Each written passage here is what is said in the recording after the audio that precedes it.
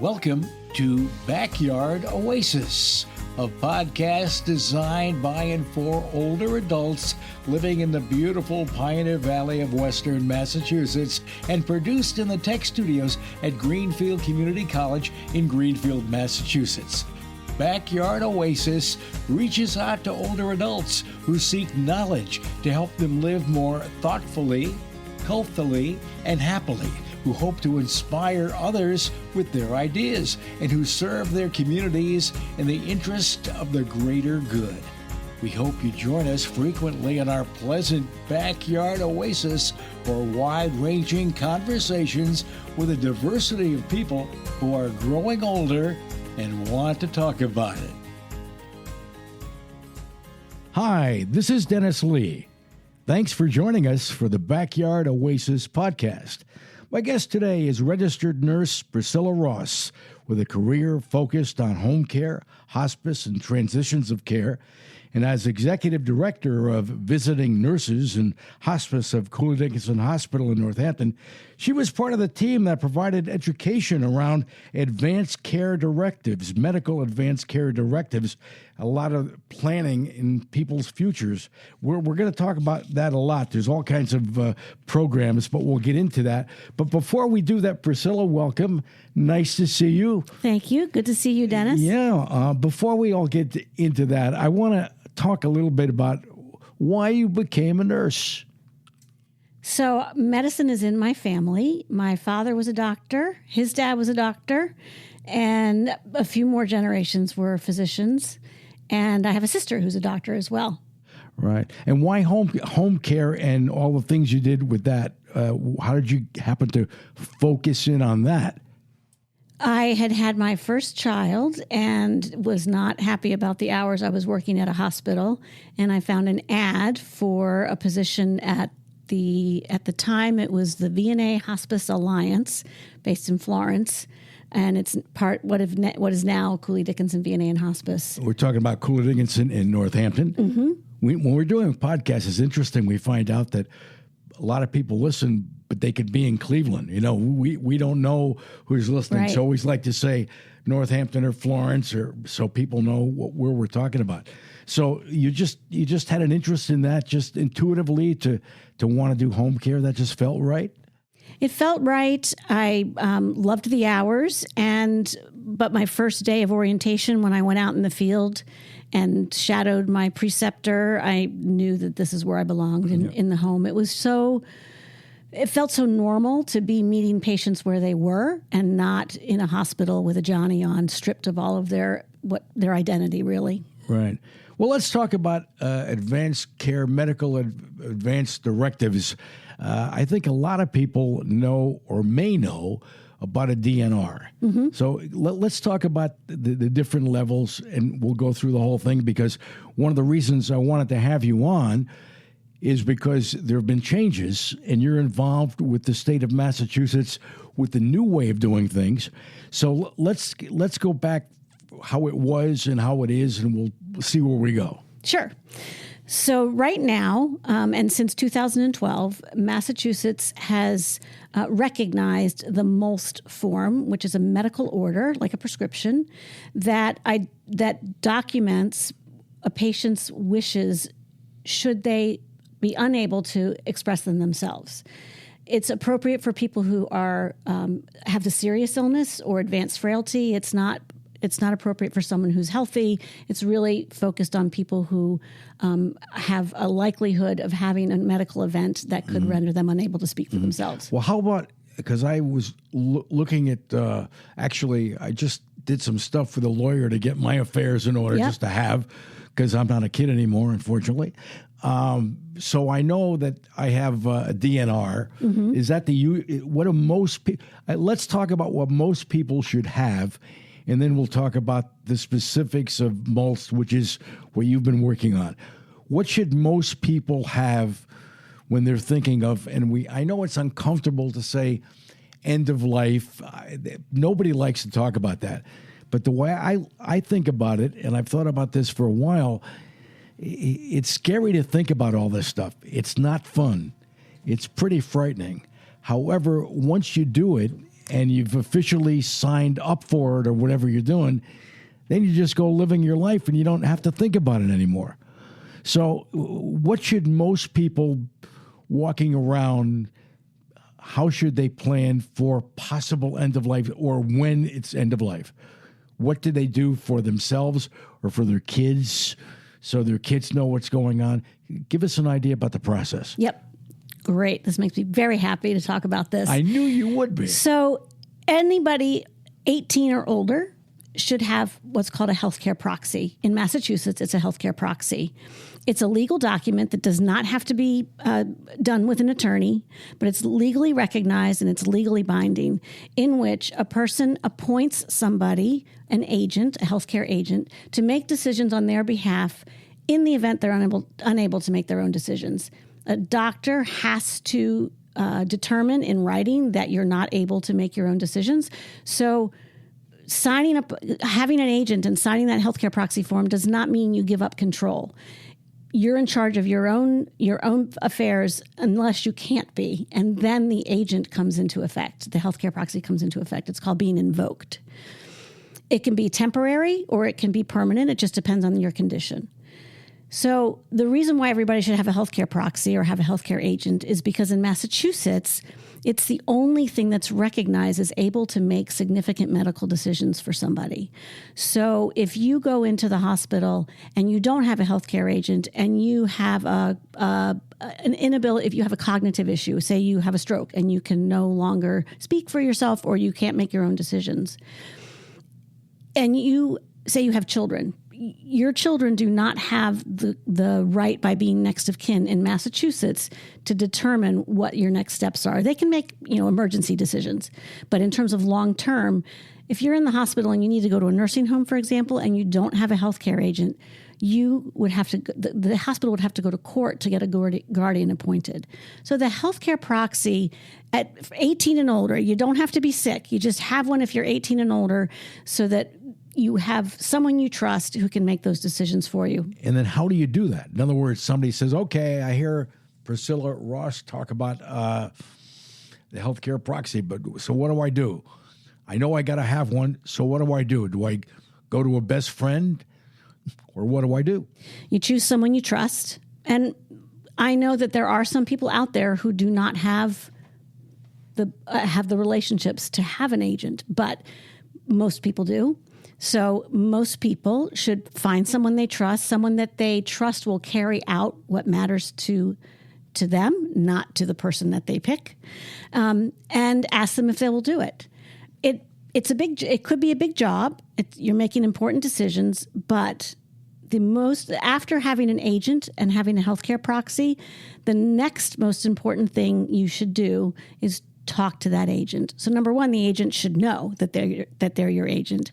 And number two, they should know what matters to you and what you would want, so that what they're doing is not actually making decisions. They're just carrying out what you've already told them you would want. Okay.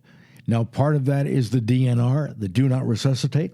Explain that. So in Massachusetts, they recognize the MOLST. Right now, it's the MOLST, and that is a form that is completed. It's a paper form. It's completed by hand by a physician. It can be by a physician, a nurse practitioner, or a physician's assistant. It's intended to be completed after a conversation or conversations with the patient who has a serious illness, and it documents whether they would want to be resuscitated or not. It can document if they want to have a feeding tube. It would document if they wanted to just be kept comfortable. So that's the purpose of the MOLST form. And what that form does is it communicates to EMS what to do if they come into a situation where you are down without a pulse or respirations. So this is for extreme emergencies. Mm-hmm. But it tells them what to do. Do you resuscitate or do you not? Right. In the absence of a MOLST, or if it's not a complete MOLST, they resuscitate. Right. How about, originally it was something else, right? It was pulsed. So it changed. No, right now it's MOLST, and it's been MOLST since 2012. But in 2022, the legislature passed a statute that to transition the state from MOLST to POLST. POLST is a portable medical order similar to the MOLST. However, It's based on best practices and national standards, and it has very clear boundaries and definitions of who's appropriate and how you go about completing the post. So it's standard practice. It's based on research and best practices. So the state has opted to move from MOLST, which is important, and I'm grateful that we have it, but to a more standardized process with the post. Mm-hmm. In addition, we will be creating an electronic registry for this post form. And the reason we're doing that is because the feedback that we got in our focus groups and our studies with EMS, emergency department providers, and many others was that they didn't feel like they could trust the most because there's so much opportunity for error when you have a handwritten form. And oftentimes they would go into a patient's home and there would be 3 or 4 and they're not sure which one is the most accurate and which one they should follow. So with this registry, the forms will be accessible by EMS and by any healthcare provider in the state. If the form is in there, they will be able to find it. Mm-hmm. Now, should the average person go to their doctor to get that form and fill it out and talk to the doctor? Is that what most people should do? Anybody who has a serious illness, the surprise question that we tell people to think about, and this is not just us, this is sort of the national post and throughout most hospices, but for post, the question is, would you be surprised if your patient died within the next 12 months? And if the answer is no, I would not be surprised, then it's appropriate to have a conversation with this person about their diagnosis, their prognosis, what their treatment options are. And if it's appropriate, then complete the post with their knowledge and only after the conversation. So if I'm understanding correctly, if somebody's in good health, somebody doesn't have to go to the doctor in other words, nobody knows what's going to happen tomorrow or next week, or you get hit by a bus tomorrow. Who knows, mm-hmm. right? So, people shouldn't go to their doctor and fill that out in advance. That's not something that most people do. That's not what post is for. But what you can do is, if you're healthy and you you don't have to have a healthcare agent, but you should if you can. You can do an advance directive. So, an example of an advance directive would be 5 wishes or a living will. Now, in Massachusetts, and so what those do is it documents the same things that a post documents, but it can be more in more detail.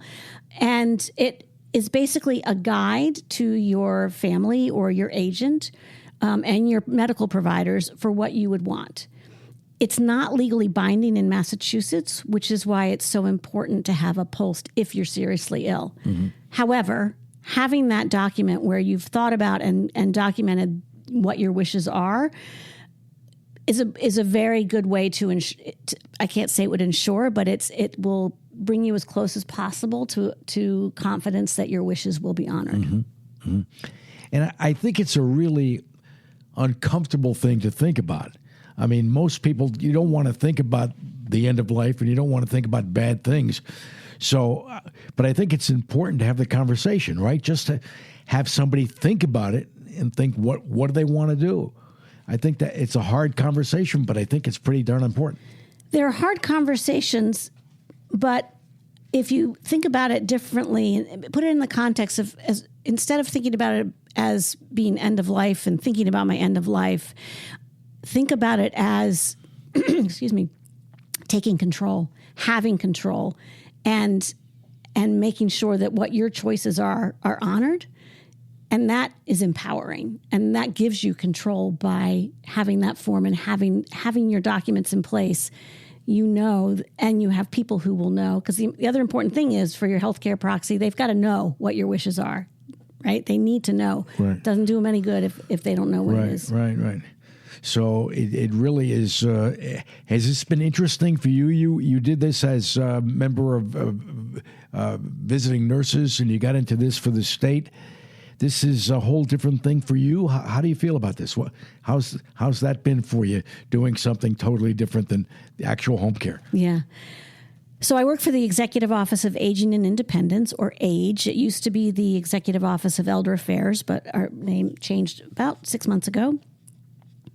And it's a huge shift from the kind of work that I was doing before, working in healthcare, in the industry through COVID. And so I was ready for a change.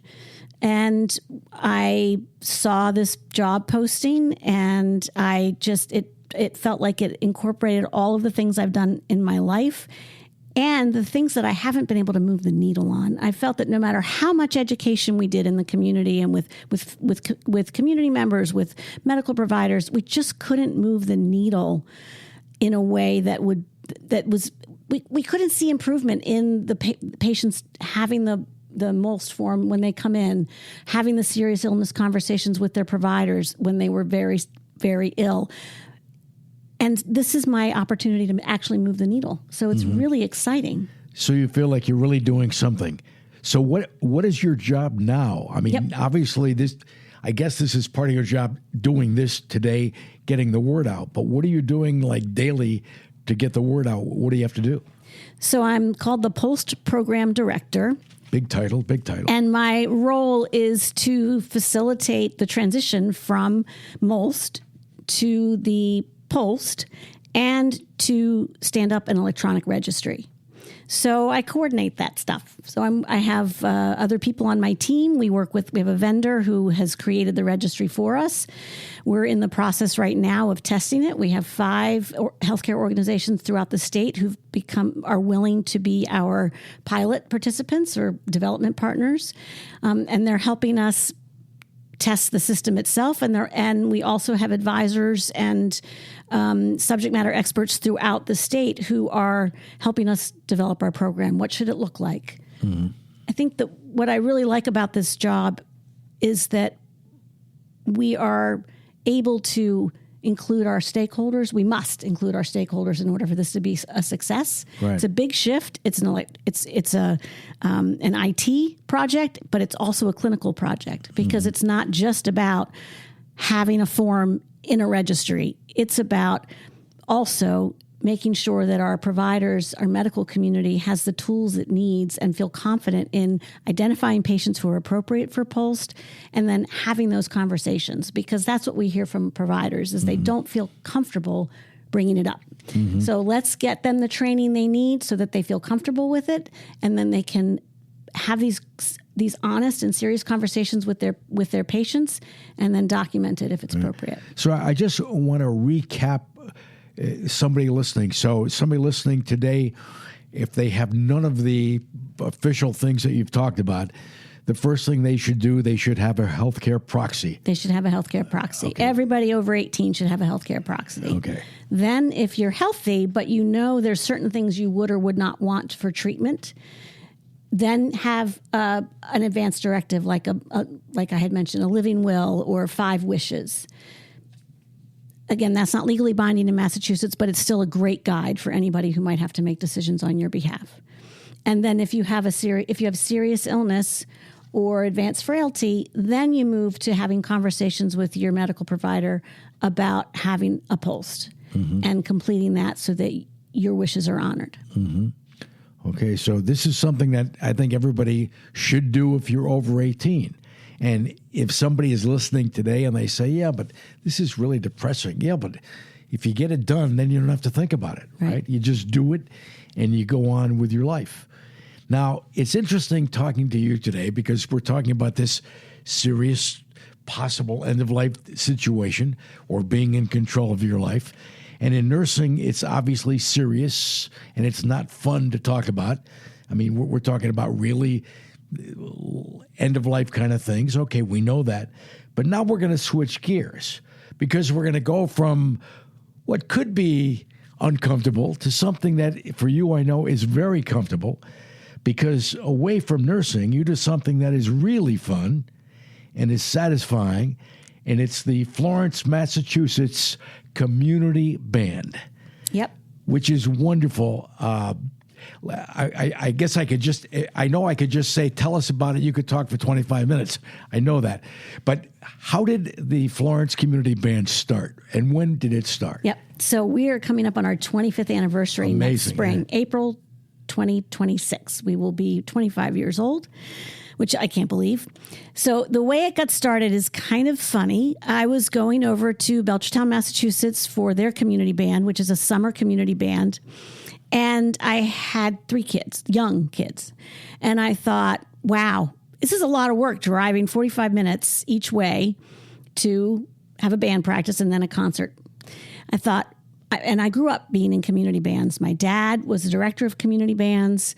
I've always been involved in either school bands or community bands. So, and I had this music from my dad. And so I thought, wow, maybe I should start a community band because Northampton, Massachusetts doesn't have a community band. And my husband was at a barber shop and he was talking to his barbers, and the barber was saying, our town really needs something new, infuse some energy in it. We need a marching band. And my husband said, that's funny. My wife was just talking about starting a community band. And from there, Mike Flynn, the barber, wrote a letter to the community, and we got a bunch of donations that came in, and we started our band with 10 people at the first rehearsal. That's amazing. Now, I know you play instruments. Your instrument of choice, I just found out today, was piano, right, I think? And then you said flute? Yep. I always wondered why it's always a flautist instead of a flutist. I don't understand why that is. I wake up in the middle of the night and think of these things. Why is it a flautist? I always thought that too. And then I can't remember if it was Jean-Pierre, I think it was Jean-Pierre Rampal who said, I don't play a flout. I play a flute. I'm a flutist. Right. Because I've heard people say flautist. Yeah. Oh, that's a proper term. I know, it's weird. And I do not by any stretch of imagination consider myself a flautist. I used to play the flute. I can pick it up and play it okay now. Yeah. So I was never a virtuoso. Thinking about all the serious things we were talking about before with your state job, but doing this with music has got to be, for you, pretty therapeutic. Well, I mean, it's got to make you feel good, and it's very positive. It's cheaper than therapy, I got to say. It's not necessarily easier, but it's cheaper than therapy.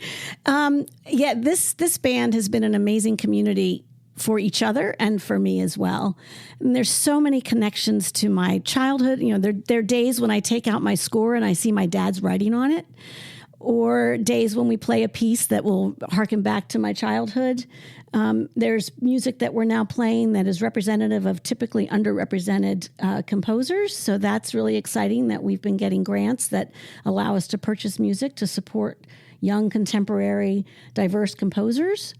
And it's just an amazing community. We have, I think our mailing email list is over 240 people, and our rehearsals usually have 45 to 50 people at them. Mm-hmm. And all different ages? All different ages. Our youngest is probably 21, and our oldest, I think, is 90. I'm not sure. We had someone in his 90s, but he unfortunately passed away. Right.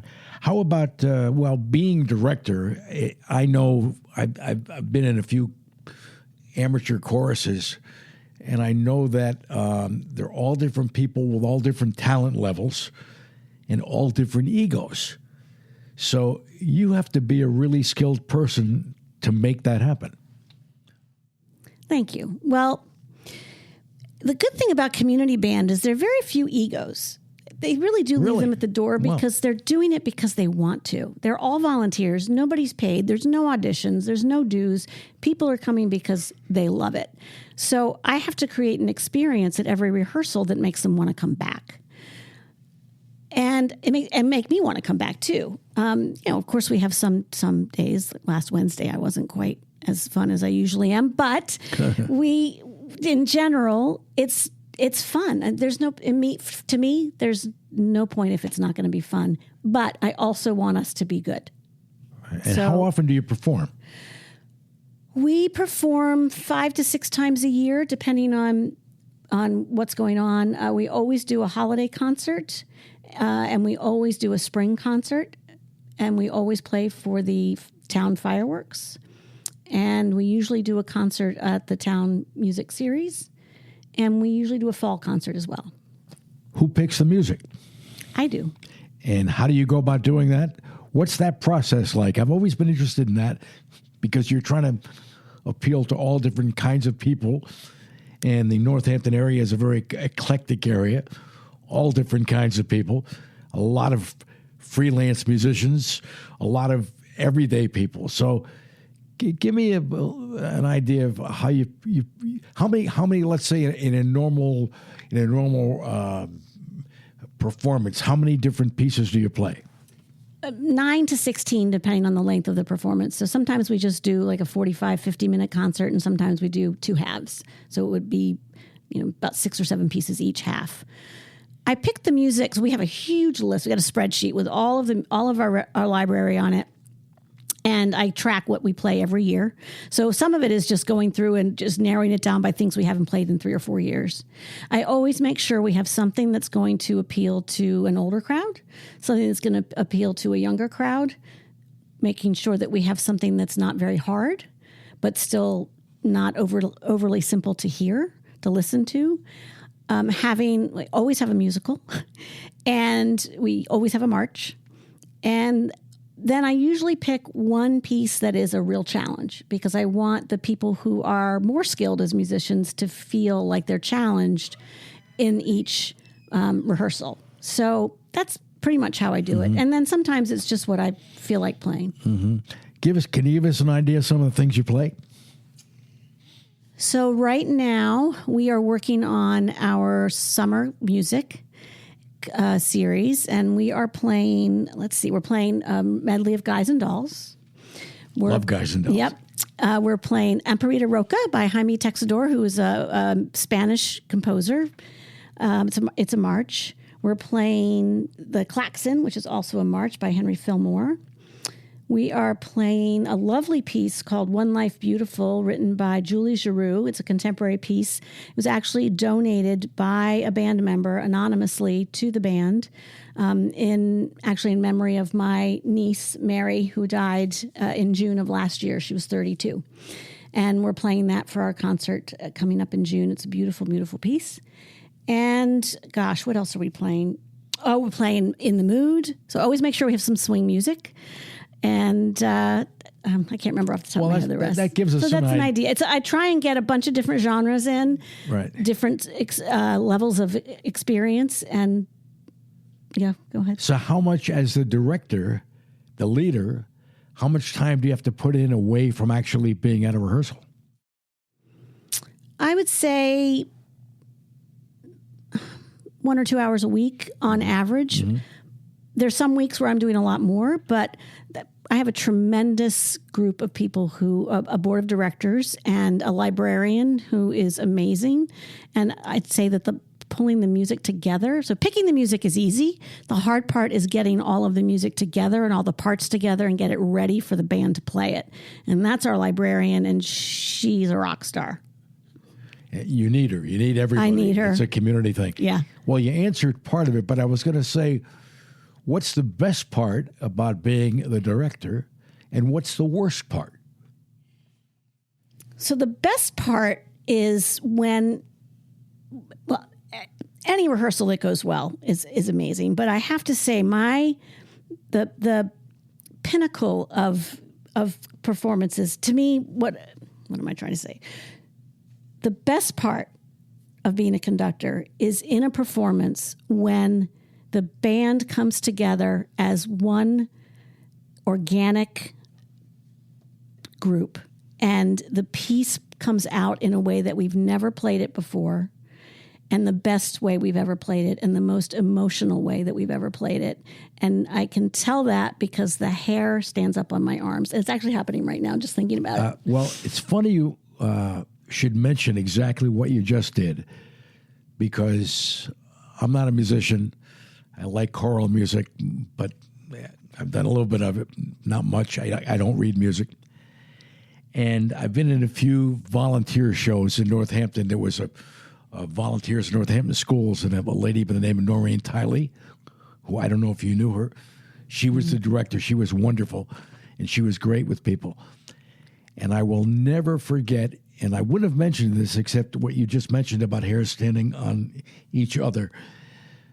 At the end of all of her shows, she would have everybody on stage for a finale do What I Did for Love from a chorus line. Yep. And even sitting here now, I get goosebumps because I remember standing next to somebody and you worked on this thing for 6 or 8 weeks. And we're all, you have some really good musicians, I'm sure, but most of the people I was with, there were a few good people. Most of us were hackers. You know, we just wanted to do it, raise some money. Love it. We loved it. But that feeling of when you get it right or almost right is, you can't even describe that. It's a feeling. It's like you just said, hairs on hairs standing up, right? Yeah, yeah. That's what makes it kind of all worthwhile. Yeah. Well, listen, I'm so glad we got a chance to talk about the serious things of advanced directives and PULSed and all of that. That's interesting. But you wanted to hear about my worst thing, too. Oh, the worst sure. thing. Go ahead. We got to talk about that because this is what happened last week. This week. It's when I lose my patience. That is the worst thing about it because I love it. And if I come in the door with something and I don't leave whatever's happening behind, and it shows by the fact that I lose my patience. And for me, losing my patience is not that bad. I don't yell. But I don't like to do that. And it doesn't happen very often. But that's the worst part of being the conductor is when I lose my patience. Well, obviously, it doesn't happen enough to make you not do it because you've been doing it for, what did you say? Almost 25 years. Which is an amazing achievement when it started from... See, I always knew that in barbershops there was good conversation. The local barber, that's cheap therapy too. Yep. I think most people who go to a hairdresser or go to a barber, I don't think they go there for the haircut. They go there for the conversation and opinions and maybe learning about there should be a local band, right? Right. Well, this has been terrific. I really enjoyed gabbing with you. You've really given a whole bunch to the community in nursing and now with this new advanced directives and certainly with the Florence Community Band. And Priscilla, thanks so much for being us here. Priscilla Ross, it's been a real pleasure. And keep that band going and keep those directives flowing and we'll all be happy. Thanks so much, Dennis. This was great. This is Dennis Lee. Thanks for joining us for the Backyard OASIS podcast. This concludes today's podcast. We're always looking for new ideas, so feel free to reach out to Judy Raper, Associate Dean of Community Engagement at Greenfield Community College at 413-775-1819. If you have an idea you'd love to share. Special thanks to the creators of Backyard OASIS, Denise Schwartz, Chad Fuller, Dennis Lee, and Christine Copeland. Have a great day.